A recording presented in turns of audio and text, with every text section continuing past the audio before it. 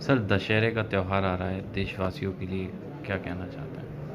मैं doctor Naresh Sharma, neuro physician, दशहरे के अवसर पर समस्त देशवासियों को शुभकामनाएँ देना चाहता हूँ। सर, लगातार कंपन की बीमारी देखने को मिल रही है, वो बढ़ रही है, उसका क्या कारण है सर?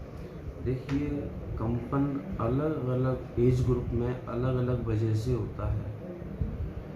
ओल्ड एज में आफ्टर 50 टू 60 ईयर के बाद कंपन का मुख्य वजह पार्किंसन डिजीज़ है। उसमें कंपन होता है और चलने-फिरने में प्रॉब्लम होती है। कम उम्र में देखा जाए, जवान लोगों में देखा जाए तो इसकी मुख्य वजह थायराइड होती है और कुछ केसों में ये हेरेडिटरी भी होता है, जैसे माँ-बाप के होता है तो बच्चे के भी हो सकता है। ये 3-4 मेन वजह हैं कंपन की। इसका सर बचाव क्या है? बचाव सबसे पहले हम इसका कॉज वजह ढूँढते हैं। वजह अगर मिल जाती है तो उस वजह का इलाज करके वो ठीक हो जाता है।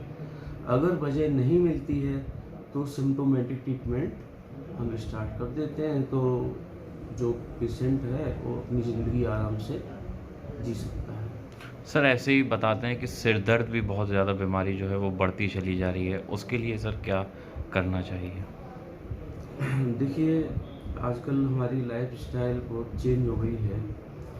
स्ट्रेस बहुत बढ़ गया है। सोने का टाइम अलग-अलग हो गया है, किसी को पूरा टाइम नहीं मिलता है, किसी को मिलता है। बहुत सारी समस्याएँ रहती हैं दिमाग में। इससे सर दर्द का प्रॉब्लम बढ़ जाता है। मेनली जो हम देखते हैं सर दर्द, माइग्रेन का सर दर्द सबसे ज़्यादा पाया जाता है। तो माइग्रेन के सर दर्द के लिए कुछ ऐसे फैक्टर होते हैं जिनसे दर्द शुरू हो जाता है। जैसे किसी को भूखा रहने से, किसी को धूप में जाने से, किसी को बस में यात्रा करने से। तो अगर ऐसे कोई फैक्टर है तो उनसे बचा जाए। दूसरा, न्यूरो फिजिशियन से सलाह ली जाए। तो हम हमारे पास अगर कोई ऐसा मरीज़ आता है तो हम उसका सिर का एमआरआई करवाते हैं, कुछ हिस्ट्री अच्छी तरह एग्जामिन करते हैं, हिस्ट्री लेते हैं, उसके बाद उसका ट्रीटमेंट स्टार्ट कर देते हैं। 1 से 2 साल में बिल्कुल ठीक हो जाता है। सर, अभी हमने मरीजों के व्यूज़ भी जानना चाहे। कुछ मरीज़ों ने ये भी बताया कि हम मैदान तक गए, मैक्स में गए, नयति में भी दिखाया, लेकिन हमें आराम नहीं मिला। जब से हमने डॉक्टर नरेश शर्मा जी को दिखाया, उससे हमें आराम मिल रहा है। तो इस बारे में सर क्या कहना चाहते हैं? देखिए, इसमें सबसे पहले पेशेंट की बात को ध्यान से सुनना बहुत ज़रूरी है।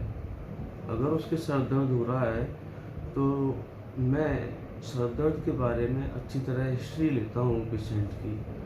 उसके क्या फैक्टर हैं, कैसे शुरू होता है, कहाँ से शुरू होता है, रिलीविंग फैक्टर क्या होते हैं। उसके बाद हम कुछ इन्वेस्टिगेशन करवाते हैं और फिर ट्रीटमेंट